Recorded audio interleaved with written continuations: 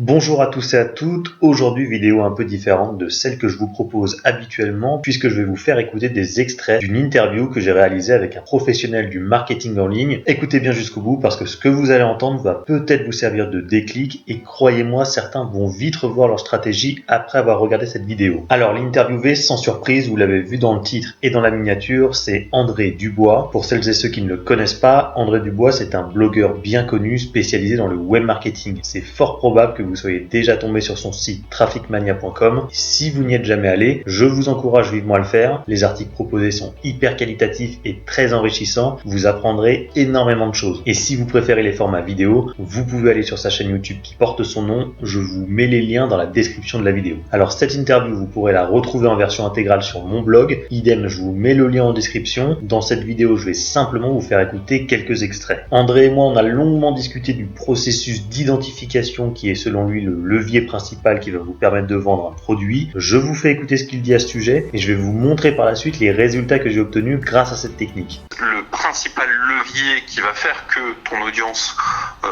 croit en toi, c'est ce lien que tu vas réussir à créer avec cette audience. Alors, c'est pas si long que ça à faire. En fait, il suffit juste de quelques articles, mais il faut que ce soit des articles qui soient particulièrement bien rédigés, qui vont raconter une histoire, qui vont permettre de créer de l'identification, qui vont permettre de montrer que tu as un niveau d'expertise et les gens vont se dire voilà quelqu'un qui s'y connaît, voilà quelqu'un qui comprend mes problèmes et qui va pouvoir m'aider. Et à partir de ce moment-là, tu peux faire des ventes.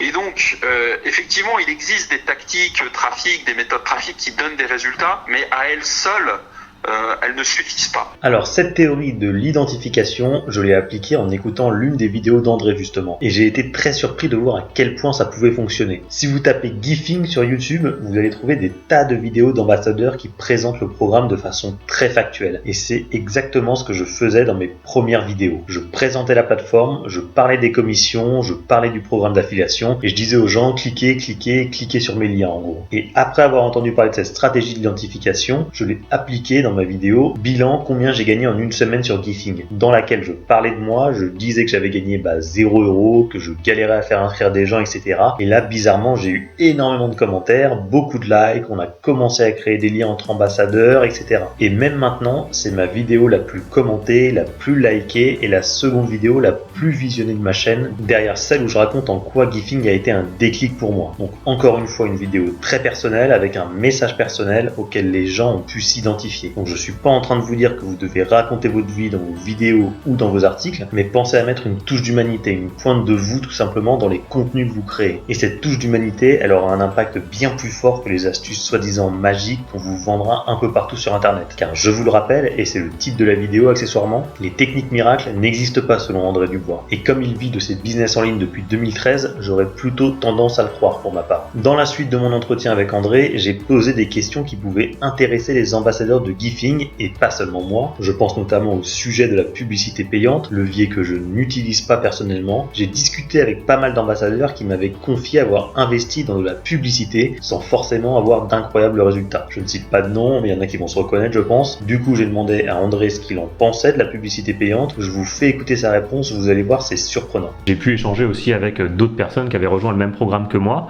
et elles m'ont dit moi j'ai fait de la pub payante là, Facebook, YouTube, etc. J'ai eu beaucoup de clics, mais en gros j'ai pas gagné un rond quoi, ça m'a quasiment rien rapporté. Donc je voulais te demander, est-ce que quand on débute, faire de la pub tout de suite payante, c'est jeter son argent par les fenêtres? C'est même pas quand on débute, selon moi c'est tout le temps. Ok. On a parlé du phénomène d'identification. Oui. Si tu fais une pub YouTube ou Facebook, peu importe, si tu fais une pub et que les gens cliquent sur cette pub et qu'ils reçoivent une offre directe, il ne peut pas y avoir de lien d'identification, de phénomène d'identification parce que ils n'ont pas eu d'article à lire, ils n'ont pas eu de vidéo pour te découvrir, ils savent pas qui t'es, ils connaissent pas les raisons pour lesquelles tu as monté ce business. En gros, les gens ils cliquent et tu leur fais une offre. Et là, effectivement, dans ces cas-là, les taux de conversion ils sont ultra faibles. Moi, je l'ai testé, je veux dire, c'est très compliqué. En revanche, faire une campagne de publicité pour récolter des inscrits, prendre le temps de leur présenter des articles, d'y aller progressivement et ensuite de faire une offre, là ça marche. Mais sinon c'est trop direct. Oui d'accord, donc la pub pour faire une offre directe c'est mort, enfin c'est nul quoi. C'est archi mort. La pub c'est bien pour faire comme tu disais tout à l'heure un concours, c'est ce que vous avez fait? Ouais, les concours c'est bien parce que t'es pas en train de vendre quelque chose. Oui. Tu es dans une branche gratuite où tu dis ah c'est super, je vais lancer un nouveau site sur le judo, donc moi, c'est mon prof qu'on met en avant parce que moi je suis un simple pratiquant, je suis pas du tout expert. Tu fais des petits messages, tu dis bah voilà, je suis professeur depuis plus de 30 ans, je vais faire un site pour vous montrer comment progresser. Pour fêter le lancement du site, on organise un petit concours sur Facebook. Si vous êtes intéressé, cliquez là pour vous inscrire. Là les gens ils arrivent sur une page et tu leur expliques que ils peuvent gagner. Donc nous on offrait un kimono hyper haut de gamme. On leur dit voilà, on vous offre le kimono machin truc. Tirage au sort telle date, mettez votre email pour vous inscrire. Là t'es pas en train de leur demander de l'argent, t'es en train de les faire jouer, tu vois. Donc les gens ils disent ouais c'est cool. Donc après il faut bien cibler sa publicité, il faut vraiment cibler des judokas, il faut bien choisir son lot quoi. Parce que si tu fais gagner un iPad, je veux dire tu vas récolter de tout et n'importe quoi. En fait, la raison, elle est assez simple à comprendre, c'est que quelqu'un qui en a marre, par exemple, de son boulot et qui cherche une solution, et qui découvre un site où on lui dit voilà, ça c'est un chemin qui va vous permettre d'obtenir ce résultat.